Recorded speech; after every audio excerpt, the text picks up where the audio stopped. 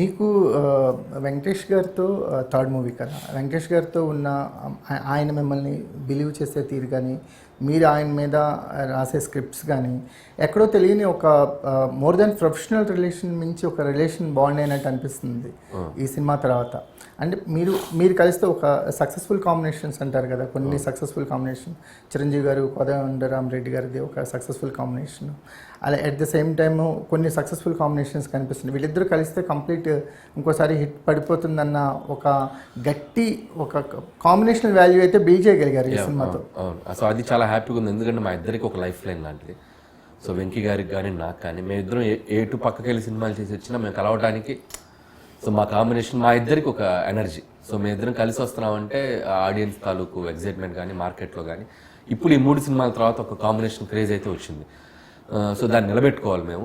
ఖచ్చితంగా వెంకీ గారికి నాకు ఉన్న కనెక్షన్ ఈ సినిమాతో డబల్ ట్రిపుల్ అయింది.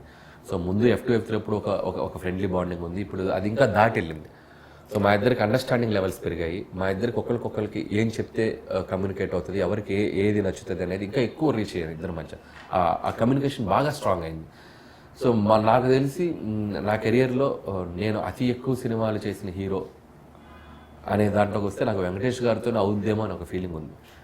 అవ్వాలని కోరుకుంటున్నాను. ఎందుకంటే మా ఇద్దరు బాండింగ్ అలా ఉంది. మాకు అంటే మేము చేసే జోనర్స్ అలాంటిది, అంటే స్లీక్గా సింపుల్గా ఒక 75 డేస్లో చక్కటి ఎంటర్టైనర్స్ మేము చేసేయగలం మా కాంబినేషన్కి. సో అలా అన్నప్పుడు ఏంటంటే నెంబర్ ఆఫ్ ఫిల్మ్స్ ఎక్కువ చేసే ఛాన్స్ ఉంది. సో అది మేము నిలబెట్టుకుంటాం. ఖచ్చితంగా వెంకటేష్ గారు నేను మల్టిపుల్ ఫిల్మ్స్తో మీ ముందుకి రావడానికి ఎప్పుడు ఛాన్స్ అయితే ఎక్కువగానే ఉంది.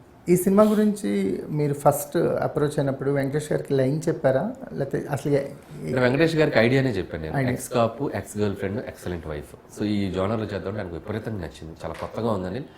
టెంప్లెట్ బాగుంది, నువ్వు దీని మీద ఎంత చేస్తే అంత అని చెప్పారు ఆయన. సో ఆయన బిలీఫ్, ఆయన ఎప్పుడు జడ్జిమెంట్ కరెక్ట్గా ఉంటుంది. సో ఇక మేము చేసిన దానికి మేము 100 చేస్తే ఆడియన్స్ 200కి తీసుకెళ్లారు, మేము 200 చేస్తే ఆడియన్స్ 300కి తీసుకెళ్లారు. So happy. అండ్ నాకు కూడా ఏంటంటే ఈ cinema it's like an big statement. Anil సినిమాలు అని మనం అంత తక్కువ అంచనా వేయడానికి లేదు, అన్నంత స్థాయిలో ఆడియన్స్ ఈ సినిమా రిజల్ట్ ఇచ్చారు.